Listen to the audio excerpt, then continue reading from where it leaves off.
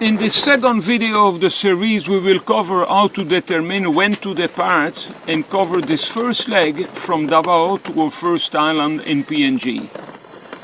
When to depart, the big question. I remember so many sailors afflicted by weather analysis, weather paralysis. Looking at weather forecast is easy to want to wait until the best forecast we can get. But quite often sailors get tired to wait and finally decide to go in condition worse than the first one that they could have gone.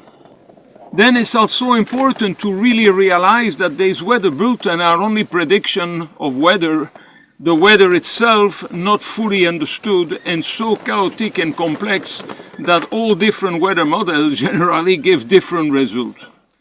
In our own experience, we agree with Jimmy Cornell, who advised to go whenever no nasty storm is predicted, more than choosing a departure date based on fast sailing conditions.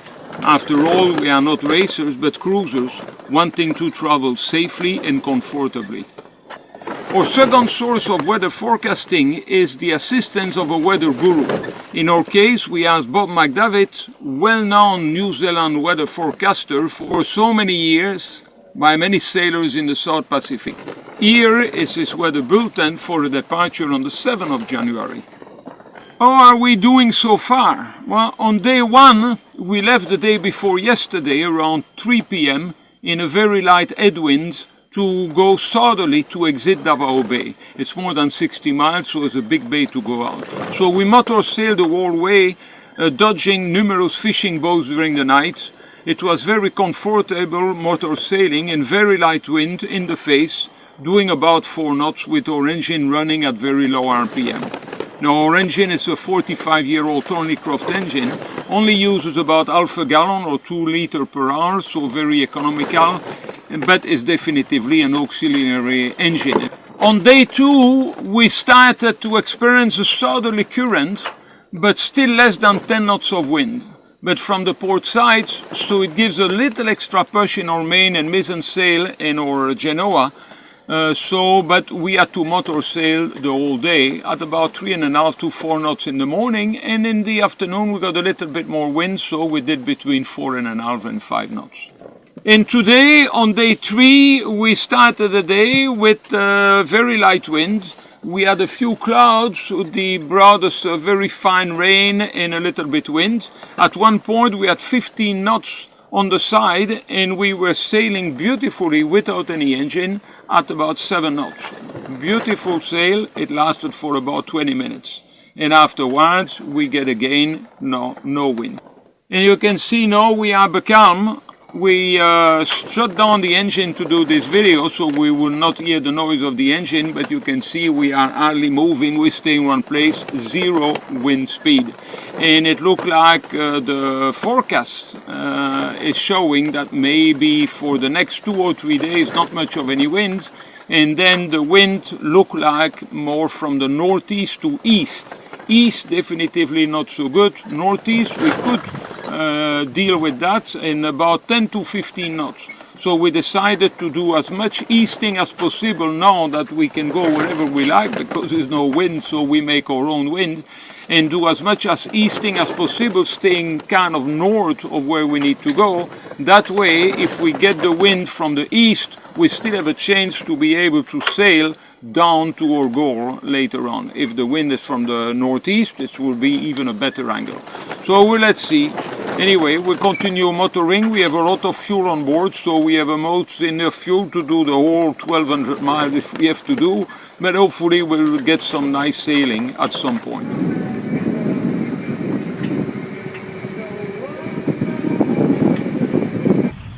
Here we are in Ellen's Reef, the territory of Palau, because we motor for 4 days, motor sail using a lot of fuel in very light wind. Wind fairly close to the nose, so we didn't get a very big speed, and we had a little issue on our shaft, a little leak. So in Ellen's Reef you are not supposed to stop here unless you checked in first in Koror, the capital of Palau, because this atoll and island belong to Palau. But in case of emergency, you can get 72 hours. So this was perfect for us to fix our little issue, also to relax a little bit, to revisit this island that we visited about 10 years ago, and also to wait for the weather to maybe improve. So we will see what the weather forecasts are telling us. It doesn't look like a lot of improvement so far as I can see, or Bob McDavid or Router can see. It looks like for some reason the wind are more from the east and getting in very close to where we want to go. So it's hopefully we can get a maximum of northeast wind. So after staying here for 3 days, we will take off, and hopefully we get a little bit more wind that we can actually sail, pure sailing, like we did for about 8 hours during the trip to here. And so that will save us fuel and give us a better speed. So I cross my fingers for good weather. But anyway, that first part of the trip was about 440 miles. It was comfortable. We didn't use too much fuel because we only used about 2 liters an hour, and we had a lot of fuel on board just for such an eventuality. And so we use less than a quart of our fuel, and we done 1/3 of the way. So we still have enough fuel to motor sail probably all the way to Ninigo, but hopefully we won't need all our fuel to do that. So anyway, so we'll enjoy a little bit of the island, because this is a beautiful place and should not be missed.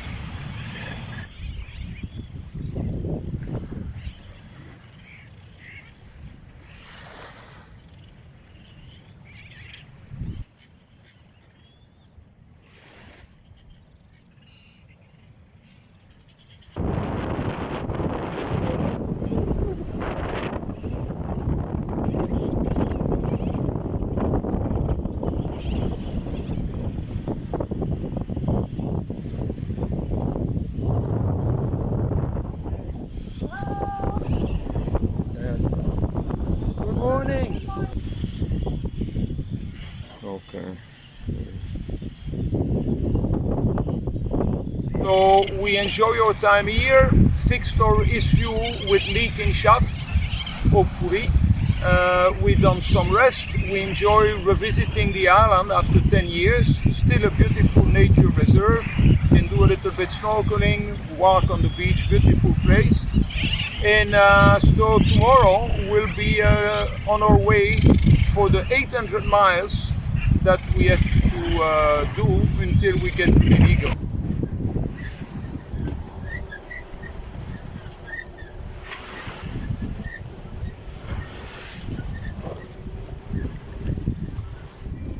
And when it goes sideways, that means I think the wave push it.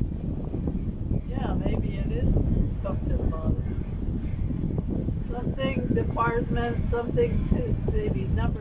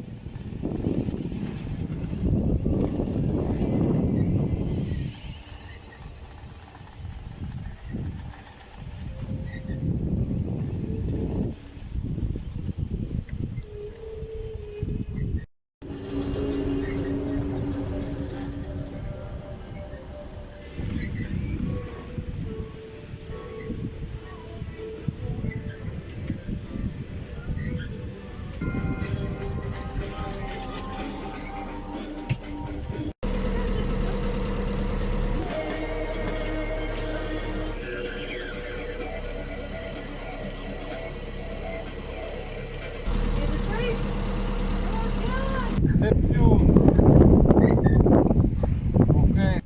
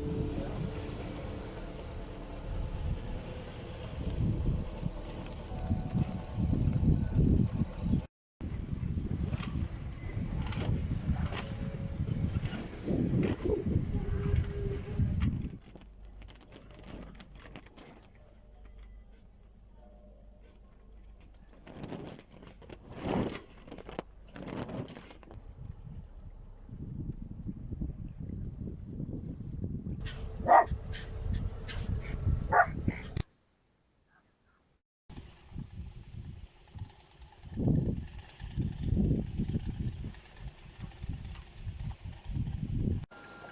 did our passage compare to our findings in the pilot chart via VPP2, Cornell's Ocean Atlas and Predict Wind?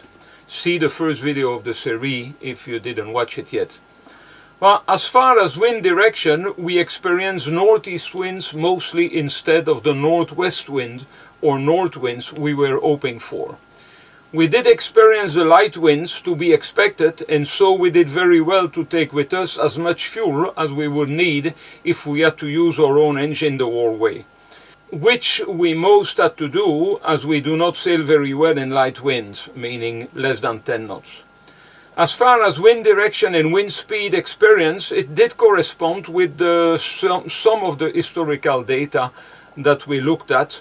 We just didn't get the best condition possible. If we had been already prepared early December instead of early January, we would have one extra amount of weather pattern that maybe will have given a northwest wind during the month of December. How did our passage compare to the forecast found on Predict Wind and given by our weather forecaster Bob McDavin? The wind direction and speed often varied a little, but broadly they corresponded to what we experienced. Sometimes wind changes happen a little earlier or later than predicted, what's often the case.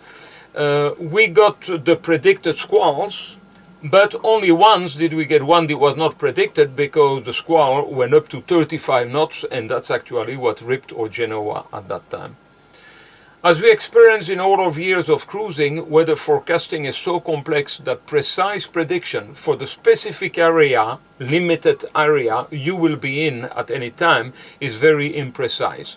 By luck, we are not racing, so getting a general forecast is good enough, and we have to prepare to deal with non-forecasted weather anyway. The most accurate forecast is what we see with our own eyes for that particular short time frame following. What was our experience with routing? Well, because of very light wind predicted and also experience, we decided early on to inure the longer dogleg route that was advised, and that turned out a good decision because when motor sailing in very light wind, the fastest trip is generally the direct course. Our 3-day stopover in Ellen's Reefs to fix some mechanical issues allowed us to stay put during the strong unfavorable winds predicted, which turned out to be a good thing. In conclusion, we had a safe, comfortable and not so slow passage thanks to our taking extra fuel aboard. What we planned, as you saw in our first video. We did well to leave early January from the Philippines as we arrived early enough in PNG to explore before the southeast trade winds will be coming up. Thanks to Predict Wind and Bob McDavid to give us weather forecast and routing suggestion accurate enough to make this passage a success.